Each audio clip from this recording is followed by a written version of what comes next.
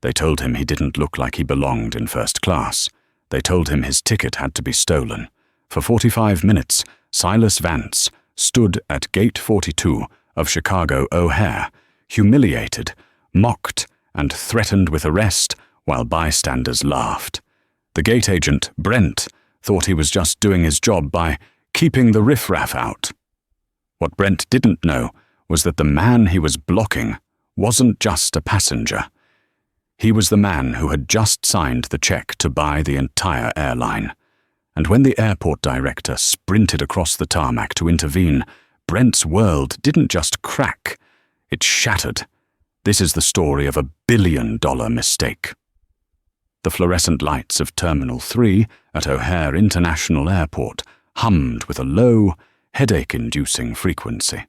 For Silas Vance, the sound was usually drowned out by the quiet luxury of a private hangar, a glass of aged scotch, and the soft leather of a Gulfstream G650's cabin. But today, the G650 was grounded in Teterboro with a hydraulic leak, and Silas Vance, billionaire venture capitalist, majority shareholder of Nexus Dynamics, and the newly minted owner of Sovereign Airways, was flying commercial. He didn't look the part. Not today. Silas had spent the last 48 hours in a grueling, off-the-grid negotiation in a warehouse district in Detroit, securing a lithium supply chain that would change the EV market for the next decade. He hadn't slept. He hadn't shaved. He was wearing a faded charcoal hoodie from his alma mater, baggy grey sweatpants, and a pair of worn-out sneakers that were incredibly comfortable but looked like they had been fished out of a donation bin. The only hint of his true status was the Patek Philippe Nautilus hidden beneath the frayed cuff of his hoodie, a watch worth more than the annual salary of everyone standing in the security line combined. He adjusted his backpack, feeling the weight of the laptop that contained the digital keys to an empire. He just wanted to get home to San Francisco. He had purchased a first-class ticket on Sovereign Airways Flight 992. Barely an hour ago, paying full fare at the counter with a black titanium card that the check-in agent had barely glanced at before handing him his boarding pass. Boarding for Flight 992 to San Francisco, first class and Diamond Medallion members only, the announcement crackled over the intercom. Silas exhaled, a long, tired breath, and joined the priority queue. It was short, just a businessman in a tailored suit tapping furiously on a BlackBerry, and a woman in a beige trench coat holding a Louis Vuitton carrier that likely contained a dog smaller than a rat. Silas stepped in behind them. The businessman turned, his eyes raking over Silas's hoodie and sweatpants. He sneered, a subtle curling of the lip, and pulled his carry-on closer to his leg, as if Silas were about to snatch it. Silas ignored him. He was used to it. In the boardroom, he was a shark. In the streets, without the armor of an Italian suit, he was just another black man in a hoodie. He had learned long ago that invisibility could be a superpower, but today he was too tired for sociology. He just wanted the lie-flat seat and a bourbon. The line moved. The businessman scanned his pass and walked through. The woman with the dog followed. Silas stepped up to the podium. Behind the counter stood Brent.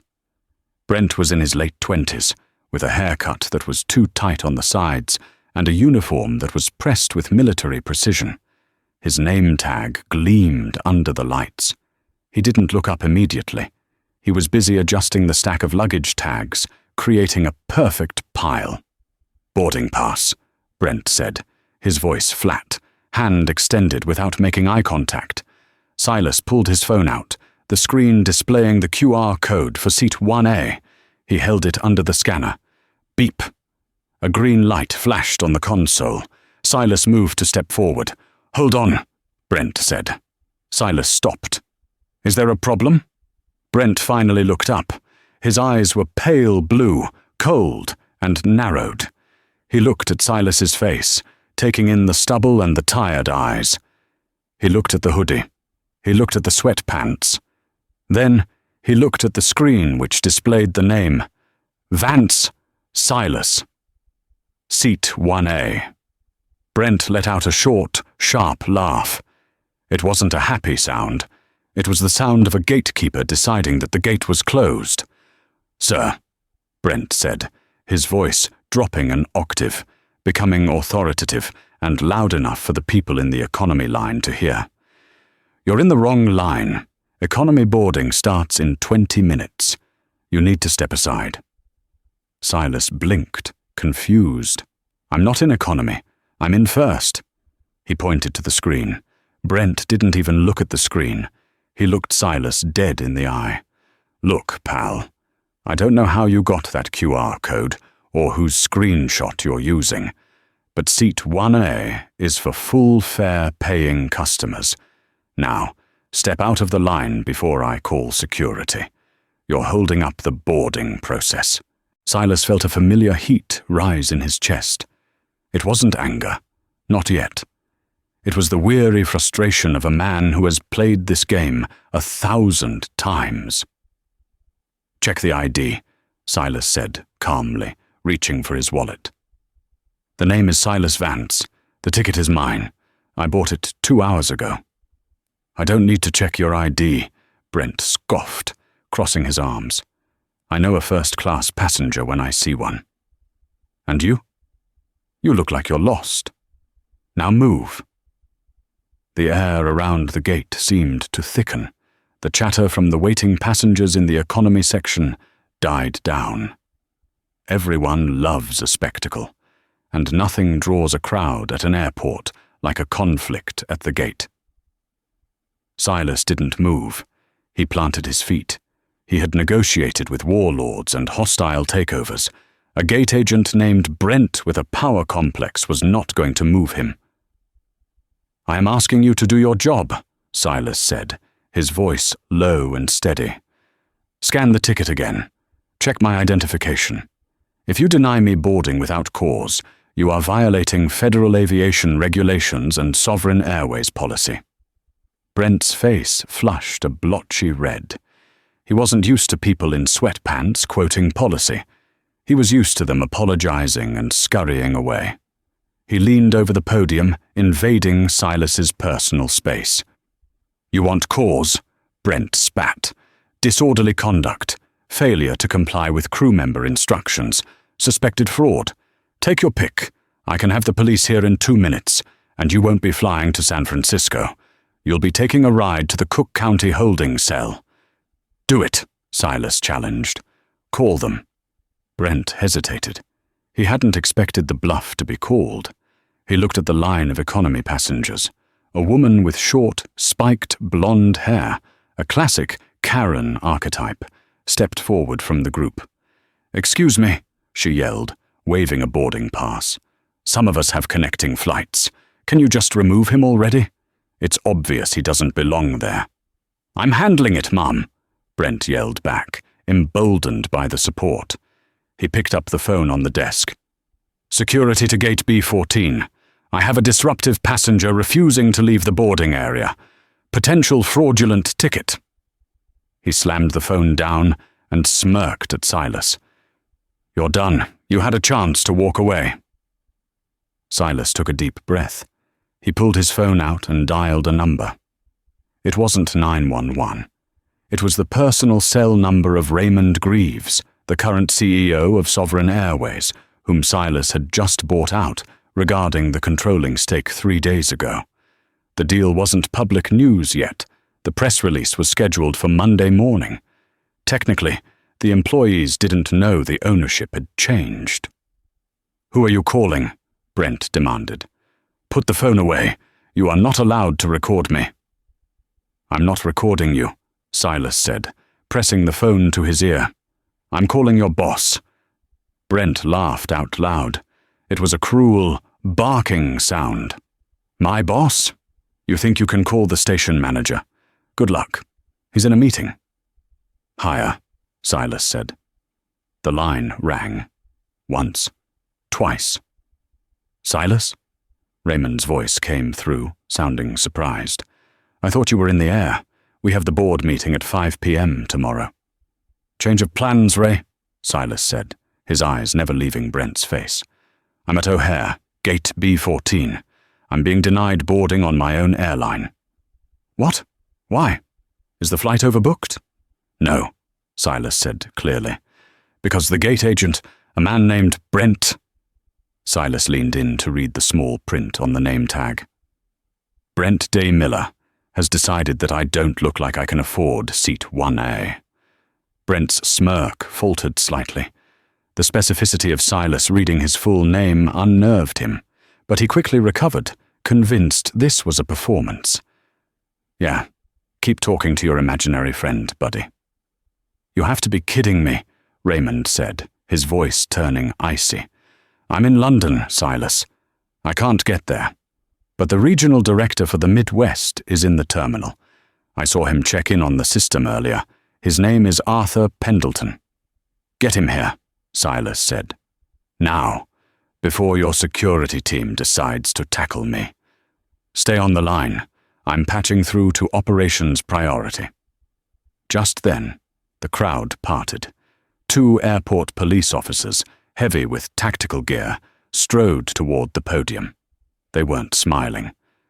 "Is this the guy?" the lead officer asked, gesturing to Silas with a gloved hand. "That's him," Brent said, pointing an accusatory finger. "Refused to leave the line, claiming he knows the CEO, holding up the flight. He's aggressive, officer." The officer, a burly man whose name tag read Riker, turned to Silas. He placed a hand on his taser. "Sir, turn around and place your hands behind your back," Riker commanded. "You are being detained for trespassing and disorderly conduct." "I am a ticketed passenger," Silas said, holding his hands up, palms open, showing he was unarmed. "I have not raised my voice. I have not been aggressive. This agent is refusing to scan my ticket. I don't care what you are," Riker barked. "When an agent tells you to move, you move. We can do this the easy way or the hard way. Turn around, now." Silas looked at the phone in his hand. Raymond was still on the line, likely hearing everything. "Ray," Silas said into the phone, "you better hurry." Riker stepped forward and grabbed Silas's wrist, twisting it sharply behind his back. The phone clattered to the floor. "That's it!" Riker shouted. "Stop resisting." A gasp went through the crowd. Several people had their phones out now, filming. The optics were terrible. A black man in a hoodie being manhandled by police while a smug gate agent watched with crossed arms. "You're making a mistake," Silas grunted, as he was shoved chest first against the boarding counter. The impact rattled the computer monitor. "The only mistake was you thinking you could pull this scam today," Brent sneered, leaning over so close his breath hit Silas's ear. "Enjoy the no-fly list." Silas felt the cold steel of the handcuffs click onto his right wrist. He closed his eyes. "Patience," he told himself. "Let them dig the hole. Let them dig it so deep they can never climb out." "Get his other arm," Riker ordered his partner. Just as the second cuff was about to click, a voice boomed across the gate area. It wasn't a shout, it was a roar of absolute, terrified authority. "Stop! Officers, stand down immediately!" The command was so loud, so filled with panic, that Riker actually froze. He looked up. Sprinting down the moving walkway, coattails flying, breathless and red-faced, was a man in a high-end Navy suit. It was Arthur Pendleton, the regional director of Sovereign Airways, and he looked like he was about to have a heart attack. But he wasn't looking at the police.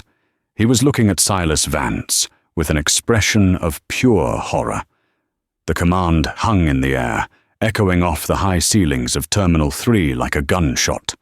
"Stop!" Officer Riker didn't let go of Silas's arm immediately. His training was drill deep. Secure the suspect. Neutralize the threat. He tightened his grip, his knuckles white against the dark fabric of Silas's hoodie. He turned his head slowly toward the man sprinting down the walkway, his expression a mix of annoyance and confusion. "Back off, sir," Riker barked at the newcomer. "This is a police matter. Do not interfere with an arrest." Arthur Pendleton skidded to a halt 5 feet from the podium. He was panting, his chest heaving beneath his expensive suit.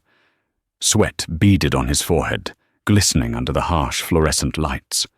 He ignored the officer entirely. His eyes were locked on the man pinned against the counter. "Let him go," Arthur wheezed, his voice trembling. "Officer, I am Arthur Pendleton. I am the Regional Director of Operations for Sovereign Airways. That man is not a trespasser." Brent, the gate agent, stepped out from behind the podium. He looked annoyed that his show of force was being interrupted. He smoothed his uniform, confident in his position. "Mr. Pendleton," Brent said, his voice dripping with false deference, "I've got this handled. This individual refused to show valid ID, caused a scene, and was blocking the boarding process for our premium passengers. I suspect ticket fraud. He claims he knows the CEO." Brent let out a derisive snort. "He's clearly disturbed." Arthur's head snapped toward Brent. The look on the director's face wasn't just anger. It was the look of a man watching someone juggle hand grenades. "Ticket fraud?" Arthur whispered, the color draining from his face. "You suspect him of ticket fraud?" "He's wearing sweatpants, sir," Brent said, gesturing to Silas's attire as if it were evidence of a capital crime. "And look at him. He doesn't belong in 1A. Arthur closed his eyes for a brief second, as if praying for a time machine to take him back 10 minutes so he could fire Brent before this moment occurred. When he opened them, he looked at Officer Riker. "Officer," Arthur said, his voice steeling, "if you do not release that man's arm right now, Sovereign Airways will be facing a lawsuit that will bankrupt this hub, and you will be named personally in the civil rights violation. That is Silas Vance." The name meant nothing to Riker. He was a beat cop at the airport. He didn't read the Wall Street Journal. He hesitated, looking from Arthur to Brent. "I don't care if he's the Pope," Riker grunted, though his grip loosened slightly. He failed to comply. "He is the owner," Arthur screamed, losing his composure entirely. "He owns the airline. He bought Sovereign Airways 72 hours ago. He is your boss's boss's boss." The silence that followed was absolute. It rippled outward from the podium. The tapping of keyboards stopped. The murmuring of the passengers ceased.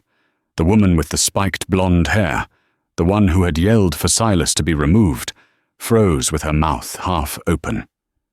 Brent's smirk didn't just fade, it evaporated. His eyes went wide, darting from Arthur to Silas. He looked at the hoodie. He looked at the sneakers. Then he looked at the face of the man he had just threatened with jail. Silas hadn't moved. He was still pressed against the counter, his cheek against the cool laminate. But now, he turned his head slowly. He didn't look at Arthur. He looked straight at Brent. "You can let go now, officer," Silas said. His voice was terrifyingly calm. It wasn't the voice of a victim. It was the voice of a predator who had just realized the cage door was open.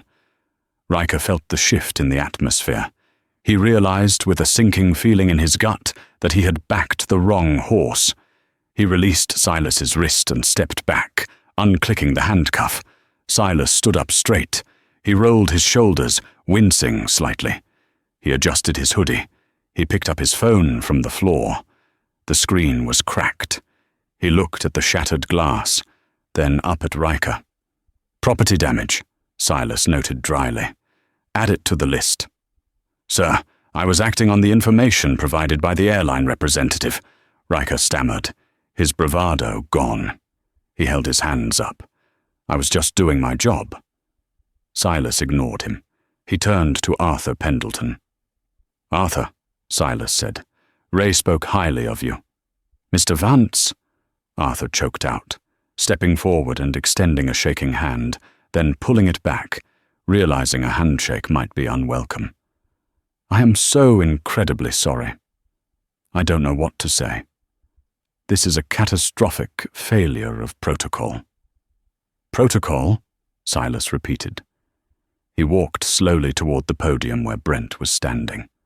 Brent looked like he was trying to shrink into the wall.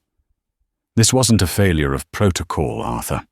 This was a specific application of bias." Silas stopped inches from Brent. The gate agent was trembling now. The power dynamic had flipped so violently, it was almost palpable. "You said I didn't look like I belonged," Silas said softly. "Tell me, Brent, what does the owner of a $4 billion airline look like?" Brent opened his mouth, but no sound came out. He licked his dry lips. "Sir, I didn't know.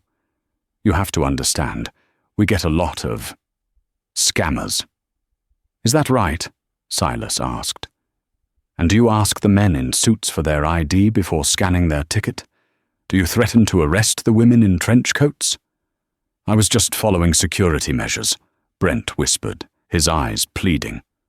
"No," Silas said. "You were power tripping, and you just tripped over the wrong man." Silas turned to the crowd. 50 people were holding up phones. He knew this video would be viral before the plane wheels left the tarmac. "Arthur," Silas said without looking back. "Yes, Mr. Vance? Is this flight full?" "I believe so, sir." "Yes." "Good," Silas said. "I want everyone on this flight to receive a voucher for a free round-trip ticket to anywhere Sovereign flies. Compensation for the delay." A murmur of shock and excitement went through the crowd. The tension broke slightly. "And Arthur?" "Yes, sir." Silas pointed at Brent. "Get him out of my sight. Take his badge. He's done." Brent looked as if he had been physically struck. "You can't fire me," he stammered, a sudden burst of desperate defiance surfacing. "I'm union. There are procedures. You can't just—" "I own the company, Brent," Silas cut him off. "I can dissolve your entire department if I feel like it. But you're right. I won't fire you right here." Silas leaned in close. "I'm going to suspend you pending an investigation into discriminatory practices. I'm going to have the legal team pull the CCTV footage from every shift you've worked in the last 6 months. If I find one single instance of you doing this to anyone else, I won't just fire you. I will sue you for damages to the brand. I will make sure you never work in aviation again. You'll be lucky to get a job guarding a mall kiosk." Brent's face turned a sickly shade of grey. He slumped against the wall, defeated. Arthur gestured to 2 other gate agents who had been watching from the jet bridge door, paralyzed by fear. "Escort Mr. Miller to the operations office. Take his badge and his access card, now." As Brent was led away, dragging his feet, the crowd parted for Silas. It was like Moses parting the Red Sea. The sneers were gone. The impatience was gone. In their place was a mixture of awe and fear. Silas walked toward the jet bridge, but his path was blocked by the woman with the spiked blonde hair, Mrs. Higgins, according to the luggage tag on her bag. She had been the loudest voice calling for his removal. Now, she stood in his way, clutching her purse. "Excuse me," she said, her voice high and shrill. "Mr. Vance, was it?" Silas stopped. He looked down at her. "Yes?" "Well," she huffed, adjusting her scarf. "That was quite a show. But some of us have tight connections. You've delayed this flight by 20 minutes with your little drama. I hope you plan on doing more than just handing out vouchers. My time is very valuable." Silas stared at her. He blinked once. The audacity was almost impressive. "Mrs. Silas looked at her bag. "Higgins." "Dr. Higgins," she corrected him. "I'm a dermatologist." "Dr. Higgins," Silas said smoothly. "You were shouting for the police to arrest me 5 minutes ago because I was holding up the line." Well, you were, she insisted. If you had just dressed appropriately, none of this would have happened. It's really your fault when you think about it. Arthur Pendleton stepped forward, looking horrified. Ma'am, please. Silas held up a hand to stop Arthur. He smiled. It wasn't a nice smile. You're right, Doctor, Silas said. My appearance was distracting. I apologize. She preened, looking vindicated. Well, at least you can admit it. Now let's board. I need a pre-departure drink. Arthur, Silas said. Yes, Mr. Vance? Dr. Higgins seems very concerned about the quality of the passenger experience in first class. Yes, sir. Refund her ticket, Silas said. Dr. Higgins's jaw dropped. Excuse me? Refund her ticket, Silas repeated, his voice hard. Full price, and remove her from the flight. You can't do that, she shrieked. I paid for this seat. I'm a Diamond Medallion member. And I'm the owner, Silas said, stepping around her. Sovereign Airways is a private company.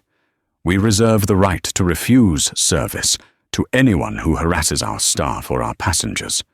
You harassed me. You actively encouraged a wrongful arrest. You're a liability, Doctor. This is illegal, she screamed, her face turning purple. I'll sue. Do you know who my husband is? No, Silas said, stepping onto the jet bridge. And I don't care. But tell him he's flying another airline. He walked down the tunnel, the sound of Dr. Higgins screaming at Arthur Pendleton, fading behind him. The flight attendants at the door of the aircraft were standing at attention. They had been radioed.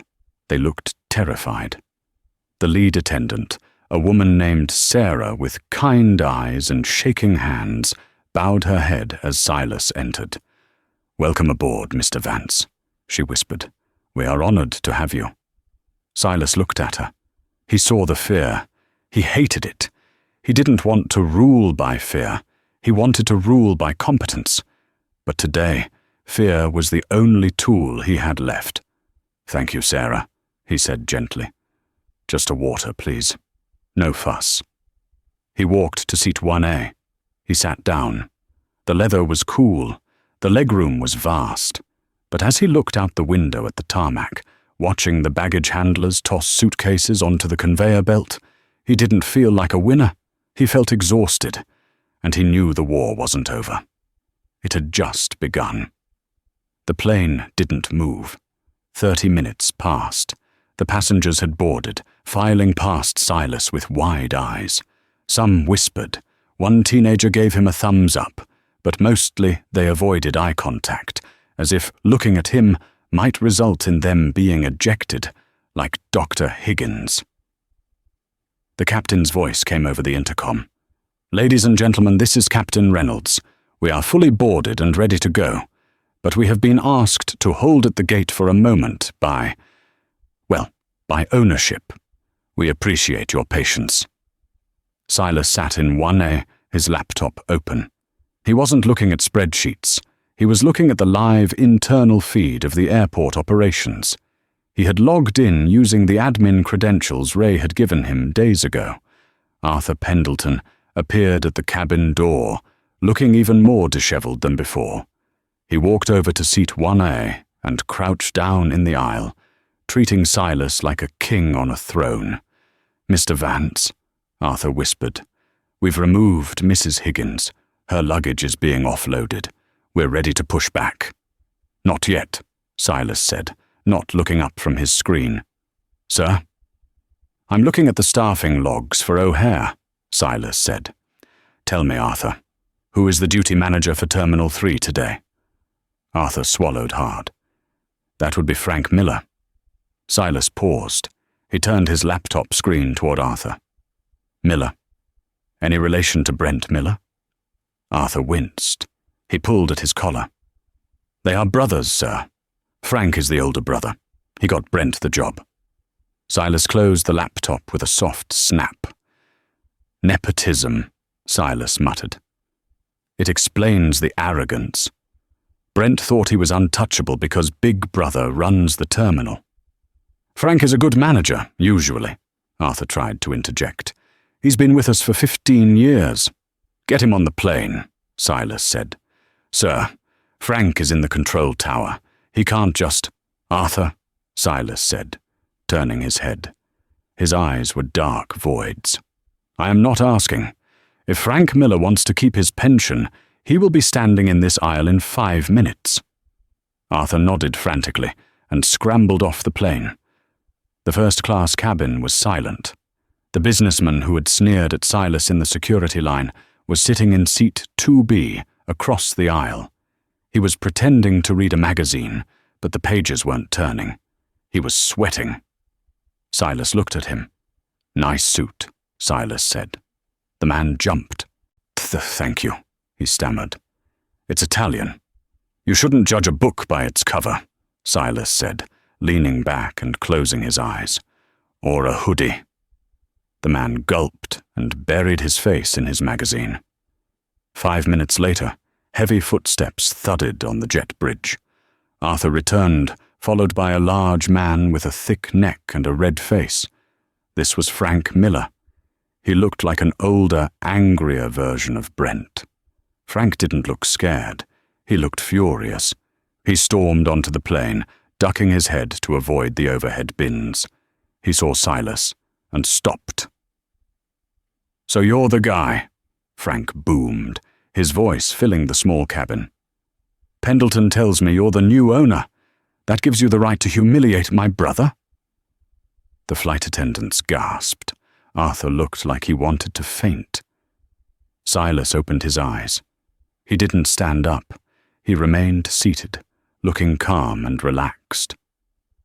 I didn't humiliate your brother, Frank, Silas said. He humiliated himself.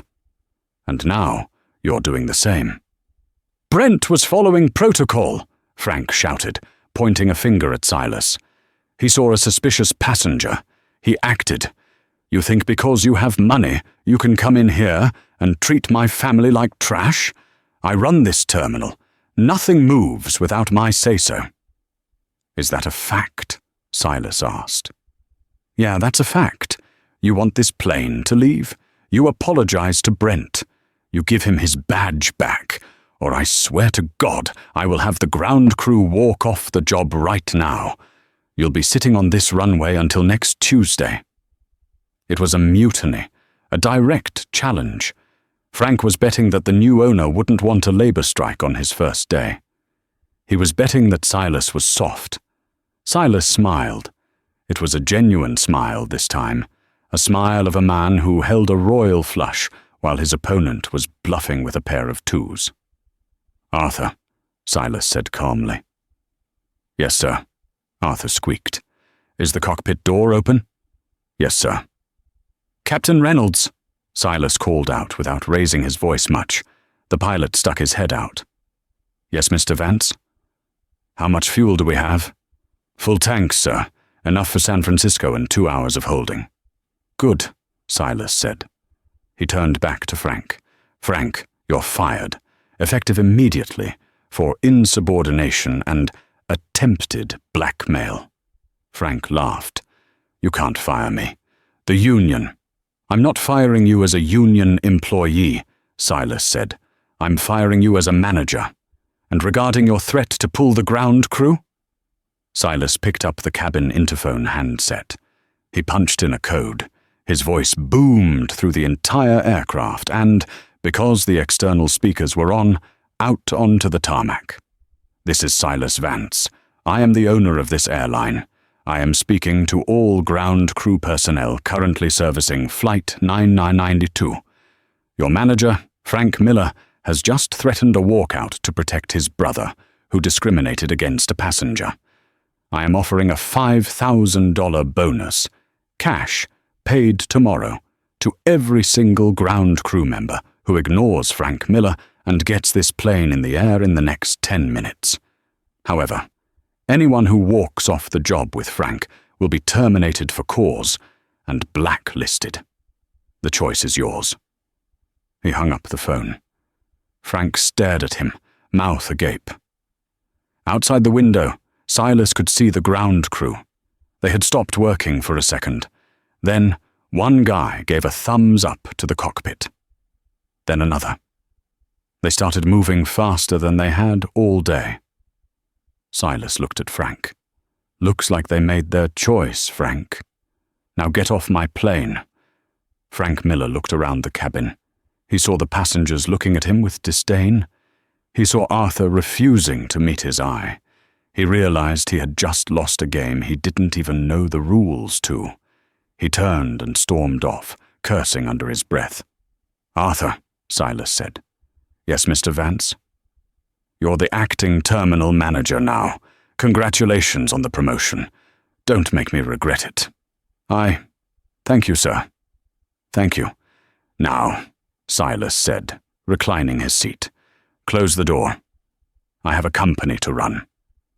As the heavy door thudded shut and the engines began to whine, Silas finally let out the breath he had been holding for an hour. He closed his eyes. The karma had been swift. The revenge had been sweet. But as the plane taxied toward the runway, Silas knew that the real challenge wasn't punishing the Millers. It was changing the culture that created them, and that would take more than a first-class ticket. The cabin of Flight 992 was pressurized to 6,000 feet, but the atmosphere inside felt heavy, as if the gravity of the situation at Gate B14 had followed them into the sky.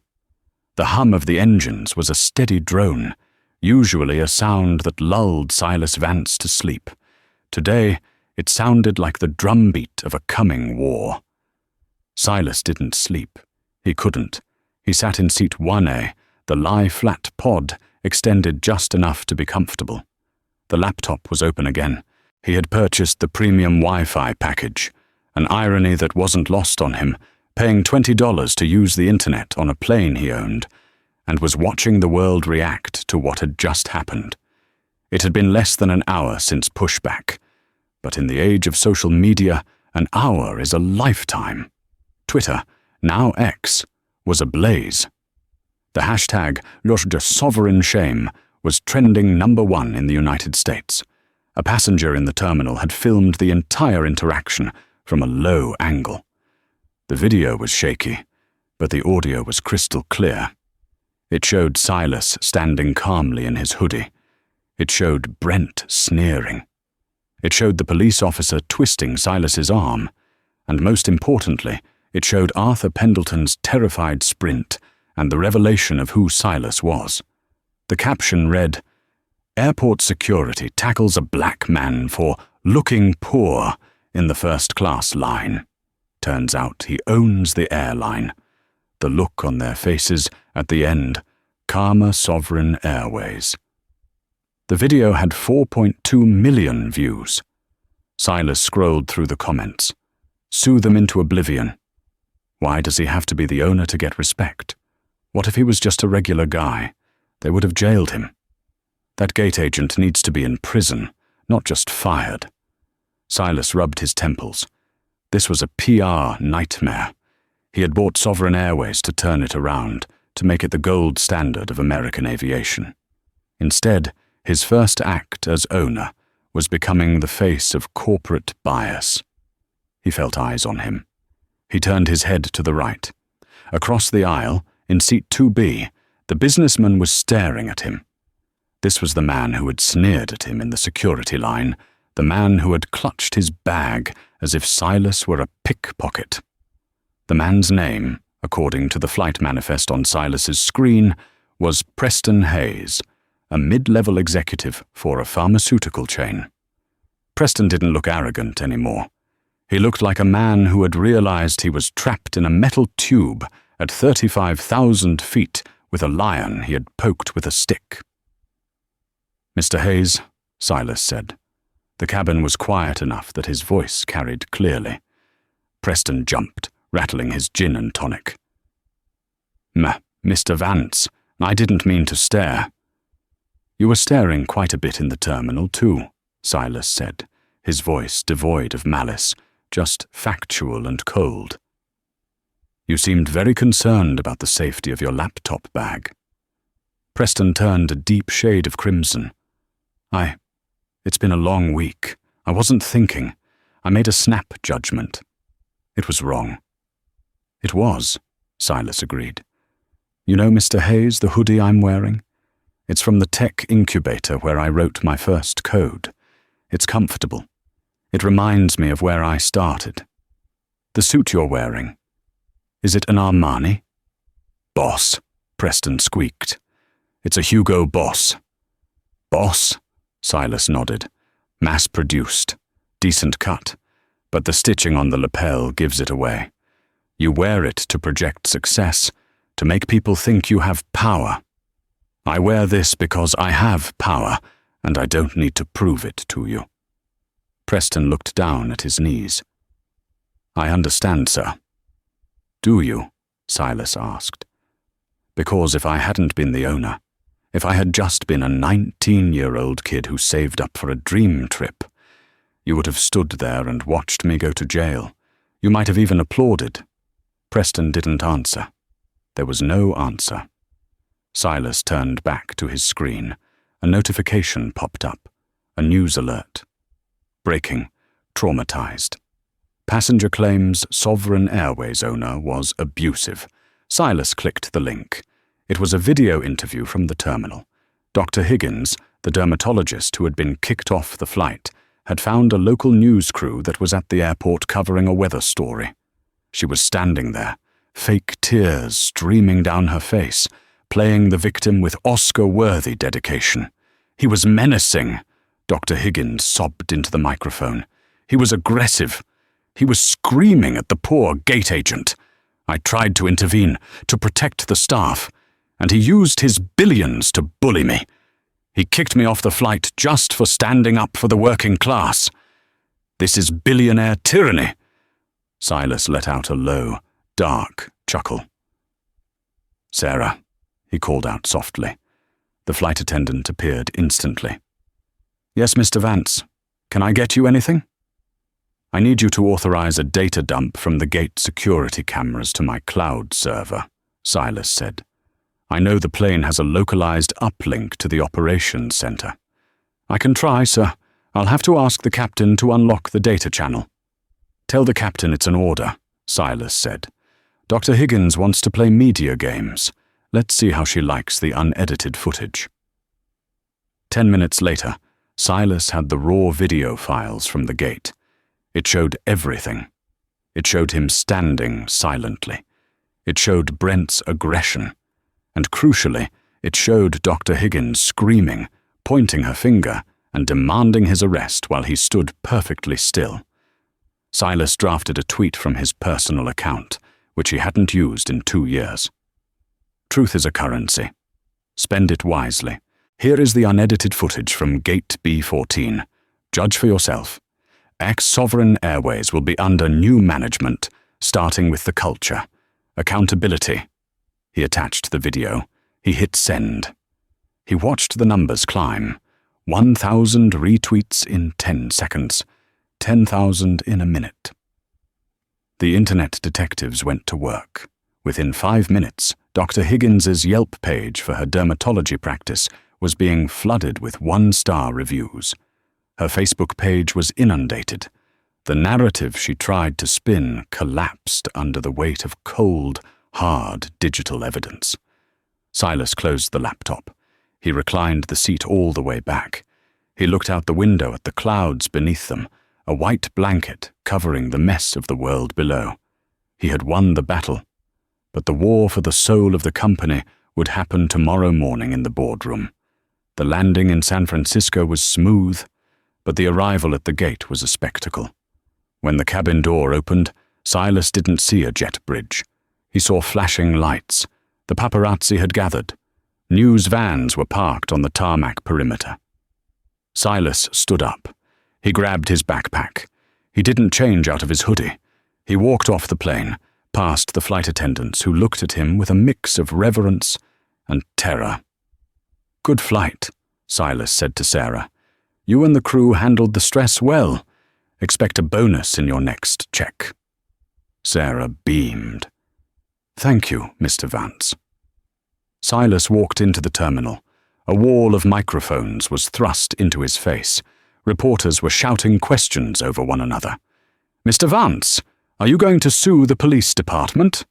"Silas, is it true you fired the entire staff at O'Hare?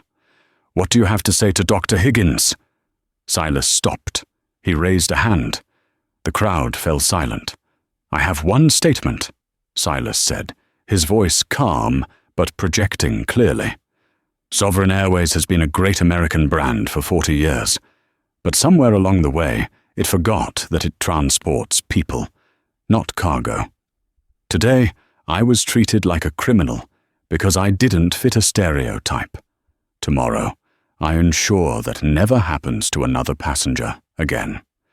As for Dr. Higgins and Mr. Miller, the footage speaks for itself. Actions have consequences. Thank you." He pushed through the crowd, flanked by his personal security team who had met him at the gate. He got into the waiting black SUV and drove away, leaving the chaos behind.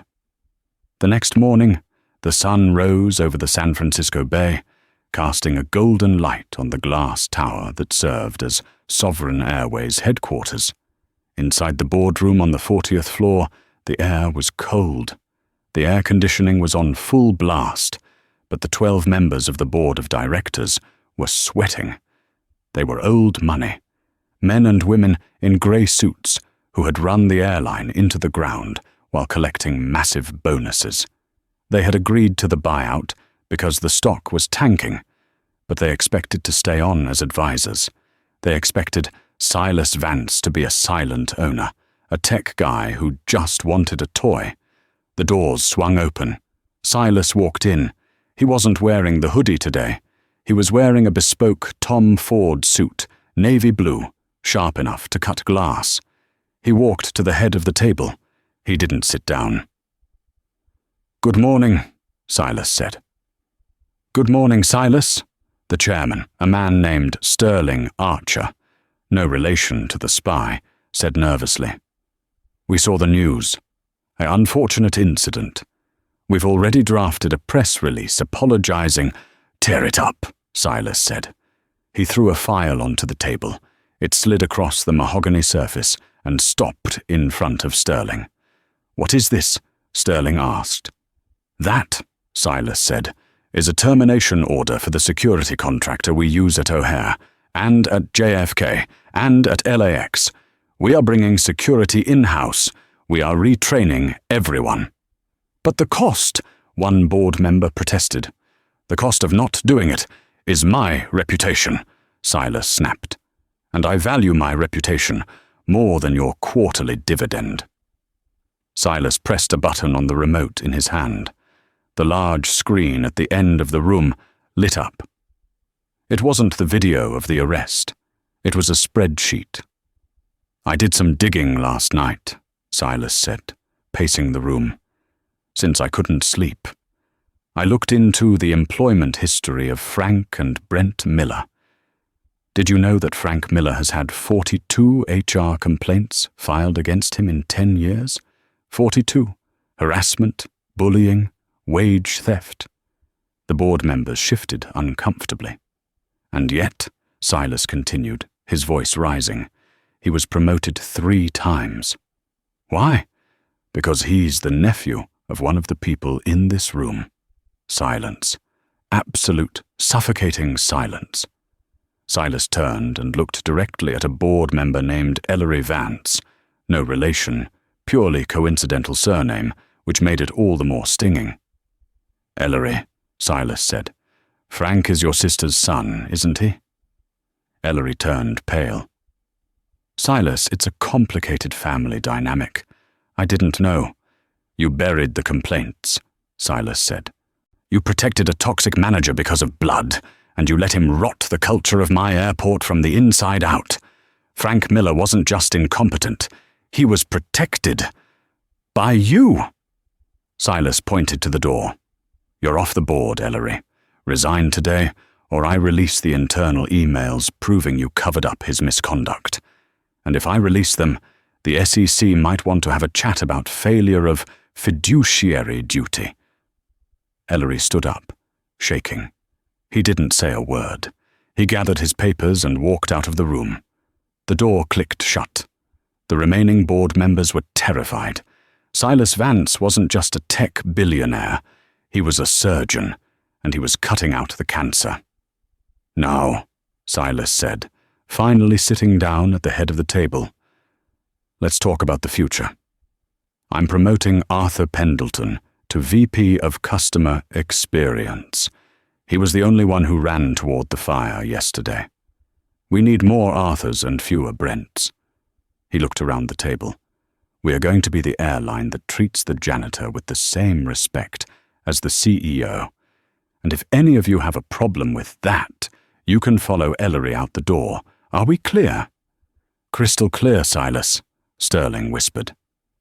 The karma hits 3 weeks later. Brent Miller stood in the unemployment line at the Department of Labor office in downtown Chicago. It was raining. He didn't have an umbrella. He had applied to Delta. Rejected. United. Rejected. Even the private security firm at the mall had turned him down. His name was radioactive. When people Googled Brent Miller, the first 10 pages were articles about the incident. He stepped up to the counter. The clerk, a tired woman with glasses, took his paperwork. "Reason for termination?" she asked, not looking up. "It was a misunderstanding," Brent mumbled. She typed his name into the system. She paused. She looked up. She recognized him. "Oh," she said. "You're that guy." "Look, I just need my benefits," Brent said, feeling the eyes of the people behind him burning into his back. "Actually," the clerk said, turning her screen, "it says here your former employer, Sovereign Airways, is contesting your unemployment claim. They cited gross misconduct and civil rights violations. You aren't eligible for benefits, Mr. Miller." "What?" Brent shouted. "They can't do that. I have rights." "You have the right to appeal," she said, handing him a form. "The waiting list for a hearing is 6 months. Next." Brent walked out into the rain. His phone buzzed. It was a text from his brother, Frank. "Frank, just got served. Sovereign is suing us for damages to the brand. They want $5 million and Dad is furious. Don't come to Sunday dinner." Brent looked at his phone, then up at the grey sky. He saw a Sovereign Airways jet climbing through the clouds, banking toward the west, soaring high above him. He realized then that Silas Vance had been right. He had tried to block a king, and the castle had fallen on top of him. He pulled his hood up, a cheap, flimsy thing that offered no warmth, and walked into the cold, invisible, and alone. And that is how Silas Vance turned a moment of humiliation into a legendary cleanup operation. It's a powerful reminder that you should never judge a book by its cover, or a billionaire by his hoodie.